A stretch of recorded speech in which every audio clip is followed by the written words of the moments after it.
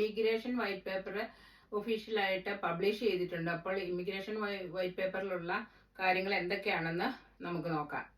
ഒന്നാമതായിട്ടുള്ളത് ILR അല്ലെങ്കിൽ PR കിട്ടുന്നതിന് ഇപ്പോൾ 5 years എന്നുള്ളത് 10 years ആക്കി മാറ്റിയിരിക്കുകയാണ്. അതിൽ എക്സെപ്ഷൻസ് ഒന്നും പറയുന്നില്ല. എല്ലാവരെയും അത് ബാധിക്കുന്ന രീതിയിലാണ് അവർ പറഞ്ഞിരിക്കുന്നത്.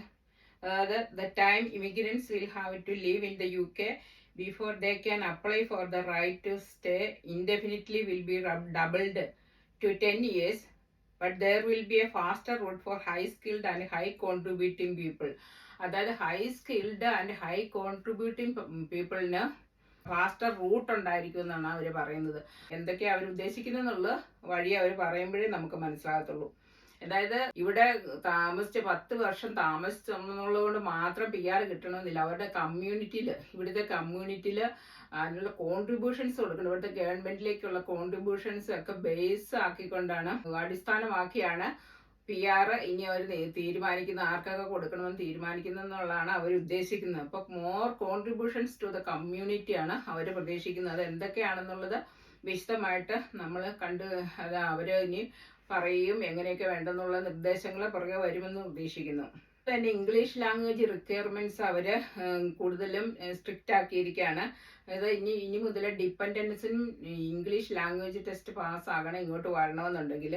അതുപോലെ തന്നെ ഓൾ വർക്ക് വിസയ്ക്ക് English language requirements will be increased for all work visas and they will be extended to apply to adult dependants ഉൾപ്പെടെ എല്ലാവർക്കും ഇംഗ്ലീഷ് ലാംഗ്വേജ് ടെസ്റ്റിനുള്ള റിക്വയർമെന്റ്സ് കൂട്ടുമെന്നുള്ളതാണ് പറഞ്ഞിരിക്കുന്നത്. അതും ഒരു മെയിൻ ആയിട്ടുള്ള കാര്യമാണ്. അതായത് ഇത്രയും നാള് ലെവലിലുള്ള ഒരു സ്റ്റാൻഡേർഡ് ആയിരുന്നില്ലായിരുന്നു അവർ ഈ ഇംഗ്ലീഷ് ലാംഗ്വേജ് ടെസ്റ്റ് തീരുമാനിച്ചിരുന്നെങ്കിൽ ഇപ്പോൾ ഇനി അത് ഡിഗ്രി ലെവലിലേക്കാക്കി മാറ്റാനാണ് അവരുടെ ഉദ്ദേശം. അടുത്തത് a dedicated visa for social care providers that want to recruit from abroad introduced after Brexit will be abolished. അതായത് സോഷ്യൽ കെയർ പ്രൊവൈഡേഴ്സിനുള്ള വിസ അത് ഇൻട്രൊഡ്യൂസ് ചെയ്ത് അത് അബോളിഷ് ചെയ്തതെന്നാണ്, അത് നിർത്തലാക്കുമെന്നാണ് പറഞ്ഞിരിക്കുന്നത്.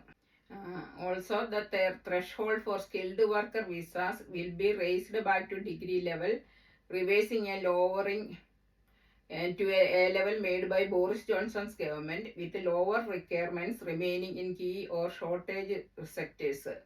അപ്പോൾ the threshold for skilled work visa will be raised. ഒരു ഡിഗ്രി ലെവലിലേക്ക് ആക്കുമെന്നാണ് പറഞ്ഞിരിക്കുന്നത്. സ്റ്റുഡൻസിനെ അഫക്റ്റ് ചെയ്യുന്ന വേറൊരു കാര്യമാണ് the time graduates can remain in the UK after their studies have finished will be cut from 2 years to 18 months. അതായത് 2 വർഷമായിരുന്നു post study visa ഉണ്ടായിരുന്നത്, അത് ഇനി 18 months ആക്കി കുറയ്ക്കും. Overseas workers will now generally need a degree level qualification to apply for the main skilled worker visa instead of the requirement of A level, reversing a change made from Boris Johnson government. അതായത് Boris Johnson ഗവൺമെന്റിന്റെ സമയത്താണ് ഇത് A level qualification മതി skilled worker visa കിട്ടുന്നുള്ളത്. Boris ജോൺസന്റെ കാലത്ത് ആക്കിയ നിയമമാണ്. അത് റിവേഴ്സ് ബാക്ക് ചെയ്ത് ഡിഗ്രി ലെവല് ഉള്ള ക്വാളിഫിക്കേഷൻ വേണമെന്നുള്ളത് ആക്കുവാണ്. This higher threshold will not apply to those already in the UK renewing their visa, but ministers say it will prevent new visa applications for around 180 jobs, reducing immigration by around 39,000 a year by 2029. അതായത് ഇപ്പം ഇവിടെ ഉള്ളവർക്ക് ഈ higher ത്രെഷ്ഹോൾഡ് affect ചെയ്തില്ല അവരുടെ visa renew ചെയ്യാൻ വേണ്ടിയിട്ടെന്നുള്ള പറഞ്ഞിട്ടുണ്ട്. ഇമിഗ്രൻസിനെ ആശ്രയിക്കാതെ, ഫോറിനേഴ്സിനെ ആശ്രയിക്കാതെ ഇവിടെയുള്ള ആൾക്കാർക്ക് കമ്പനികളും അതുപോലെ എഞ്ചിനീയറിംഗ് ഫീൽഡ് അതുപോലെയുള്ള സെക്ടറിലൊക്കെ ഇവിടെ അപ്രന്റീസ്ഷിപ്പ് വഴി കൂടുതൽ ആൾക്കാരെ ട്രെയിൻ ചെയ്തെടുക്കണമെന്നുള്ളതാണ് അവർ നിർദ്ദേശിച്ചിരിക്കുന്നത്. ഇമിഗ്രേഷൻ കുറച്ചുകൊണ്ട് ഇവിടെയുള്ള ആൾക്കാരെ ട്രെയിൻ ചെയ്തെടുക്കുക എന്നുള്ളതാണ് അവർ നിർദ്ദേശിച്ചിരിക്കുന്നത്. പോലും നല്ലതായിട്ടുള്ള, അതായത് വർക്ക് വിസയിലൊക്കെ ഇപ്പോൾ ഓൾറെഡി ഉള്ളവർക്ക് പോലും അത്ര സന്തോഷകരമായ ഒരു കാര്യമല്ല ഇപ്പം വന്നിരിക്കുന്നത്. അതായത് 10 വർഷം കഴിഞ്ഞിട്ട് ILR കിട്ടുള്ളൂ എന്നുള്ള നിയമം ആക്കി കഴിഞ്ഞാൽ ഇത്രയും കാലത്തേക്ക് ഇവർ വിസ പുതുക്കിക്കൊണ്ടിരിക്കണം. വർക്ക് വിസയിലുള്ളവർ ഓരോ വിസ പുതുക്കുമ്പോഴും അതിന്റെ ഫീ ഒക്കെ നന്നായിട്ട് ഉയർത്തിയിട്ടുണ്ട്. അപ്പോൾ ഇവരെല്ലാവരും സാമ്പത്തിക പ്രതിസന്ധിയിൽ പെട്ടുപോകും. അതായത് നല്ലൊരു ഫീസാണ് ഇതിന് അടയ്ക്കേണ്ടത്. അതുപോലെ തന്നെ ഈ വിസ എല്ലാം പുതുക്കി അവസാനം ILR കിട്ടേണ്ട സമയത്ത് അതിനും വലിയൊരു ഫീസാണ് കൊടുക്കേണ്ടത്. അപ്പോൾ കിട്ടുന്ന പൈസ മുഴുവൻ സേവ് ചെയ്താൽ പോലും ഇങ്ങനെ ഇതിന്റെ ഫീസൊക്കെ ആയിട്ട് അടയ്ക്കാനുള്ളതായിട്ട് കയ്യിലുള്ള പൈസ മുഴുവൻ തീർന്നു പോകും. ഇങ്ങനെയുള്ളൊക്കെ ഒരു വളരെയധികം ബുദ്ധിമുട്ടേറിയ ഒരു സാഹചര്യത്തിലാണ് ഇപ്പോൾ ഇവിടെ ഓൾറെഡി വന്നിട്ടുള്ള കെയർ വർക്കേഴ്സും അതായത് വർക്ക് വിസയിലുള്ളവരും ഒക്കെ ഇപ്പോൾ കടന്നു പോകുന്നത്. അവർക്കും വളരെയധികം ബുദ്ധിമുട്ടുണ്ടാക്കുന്ന ഒരു സാഹചര്യമാണ് ഇപ്പോൾ വന്നിരിക്കുന്നത്.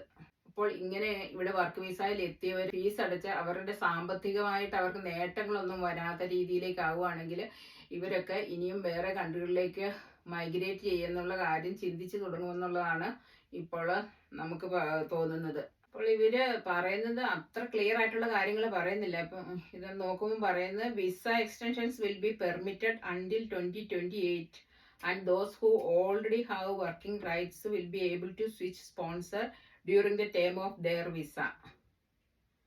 2028 വരെ visa extensions will be permitted എന്ന് പറയുന്നു. അപ്പോൾ അത് കഴിഞ്ഞിട്ടുള്ളത് എങ്ങനെയാണെന്നുള്ളത് അവർ പറയുന്നില്ല. അതും ഒരു കൺഫ്യൂഷൻ ഉണ്ടാക്കുന്ന ഒരു കാര്യമാണ്.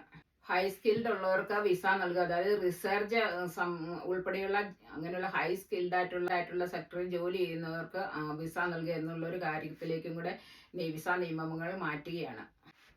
ഇതിൽ ഏറ്റവും കൂടുതലായിട്ട് നമ്മുടെ മലയാളികളെ അതുപോലെ തന്നെ വന്നിരിക്കുന്ന ഫോറിനേഴ്സിനെ ഇന്റർനാഷണൽ ആയിട്ട് വന്നിട്ടുള്ള വർക്ക് വിസയിലുള്ള എല്ലാവരെയും അഫക്റ്റ് ചെയ്യുന്ന ഒരു കാര്യമാണ് ILR അല്ലെങ്കിൽ PR കിട്ടുന്നുള്ള സമയപരിധി 10 വർഷമാക്കി മാറ്റിയത്. അത് വളരെയധികം നമ്മുടെ നാട്ടിൽ നിന്നൊക്കെ വന്നിരിക്കുന്ന വളരെ ആയിരക്കണക്കിന് ആൾക്കാരാണ് ഇപ്പോൾ PR അല്ലെങ്കിൽ ILR കിട്ടാൻ വേണ്ടിയിട്ടുള്ള സമയം ആകുന്നവരുണ്ട്.